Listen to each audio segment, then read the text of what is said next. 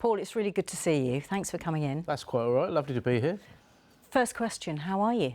I'm very well, really. It's been a torrid couple of years with one thing and another, but I consider myself to be very well. You were diagnosed with Parkinson's in 2019, wasn't it? Yeah, end of May, yeah. End of May. A busy year for you because you got married in that year as well to Oliver. You won the British Quiz Champion of the Year as well. And then there's Parkinson's to be contending with. What a roller coaster. Well, I mean, how was that for you? Oh, well, do you know what? It was mixed. I enjoyed winning the British Quiz Championships and getting married. I less enjoyed the diagnosis of a progressive neurological disease. So I had mixed emotions about the whole thing. For those who don't know what Parkinson's is, I mean, you're a former GP. Could you tell us how it affects you physically? Physically, it doesn't affect me as much as you might think. A lot of people associate Parkinson's with the tremors and shakes, but really I started with a stiff right shoulder, and the right side of my arm, reflexly, it's just very slow, and that's the main thing. I walk with a slight limp, but my right arm is functionally not very good. Did you know when these symptoms started emerging what it was? Did your medical training click in? You think, oh, hang on. Not only was I surprisingly slow to pick it up, but my medical colleagues were also surprisingly slow to pick it up, because it presented with a stiff shoulder that never got any better, and so everybody thought that it was orthopaedic. Ah, OK. And so when you finally got the diagnosis of Parkinson's, what happened? What went through your mind then? Funnily enough, it was a slight sense of relief that I could get on with my life, because I knew that something was going horribly wrong. When you start walking with a limp, you know that something's wrong. And there was more of a sense of relief of now I know what it is, I can sort of own it. Do you ever know what something like Parkinson's is, though? And I'm thinking that about things like timelines.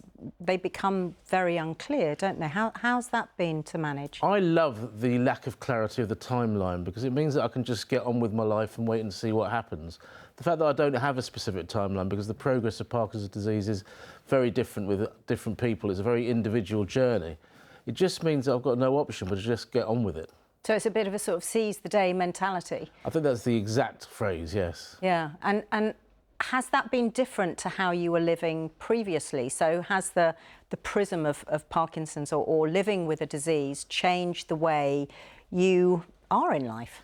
I think it gives you a clarity of what's, of what can be achieved, what can't be achieved, set realistic goals. And I think that, yeah, I see life very differently from before the diagnosis. Before the diagnosis, I was trundling along. Now there's a sense of urgency to just get things done, although I consider myself quite fortunate to not really have a bucket list as such. No bucket list? What do you mean by that? I mean, I've been to all the places that I really, really, really want to go. I've done the things that I really, really, really want to do. For me now, it's more in a broader sense, enjoying life, embracing life, and enjoying the company of great people. So do the colours of life and the intensity of life, is that stronger now, would you say, than before Parkinson's? Not necessarily, but there's more a sense of don't waste your time. Don't do things that you don't enjoy. Don't listen to music that you don't like. There's more of an urgency to it rather than a greater intensity. OK. I mean, the thing about being a stand-up comic, you're known among many people for being a great quizzer and, of course, being on The Chase, being one of the chasers. But you're also a stand-up comic.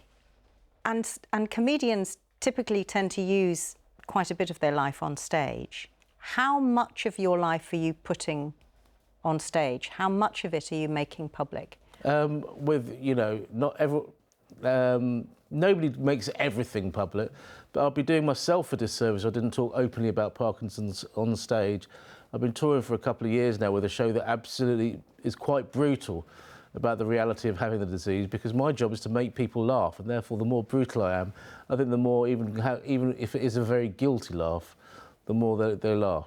That's a really interesting point, because I would imagine being in the audience, having somebody laughing about their own disease might be quite uncomfortable. What kind of reaction do you get? A mixture, depending on the quality of the joke, but there's one or two jokes that are quite near the knuckle, to which I remind the audience it's my disease and my jokes. Your disease, your jokes, and you choose, I guess, what to say about it and what you do publicly, because now you're a very well-known public figure. Has that been difficult in terms of engaging with your viewers? I think that I mean, my parents weren't necessarily delighted when I was very open about my diagnosis, but I think it's very important for people to let the world know the reality of what's going on. And I decided to be one of those people, to embrace what's going on and be open and let the world know. I have Parkinson's disease, and I want to be someone that people look at and go, this is what Parkinson's disease is like.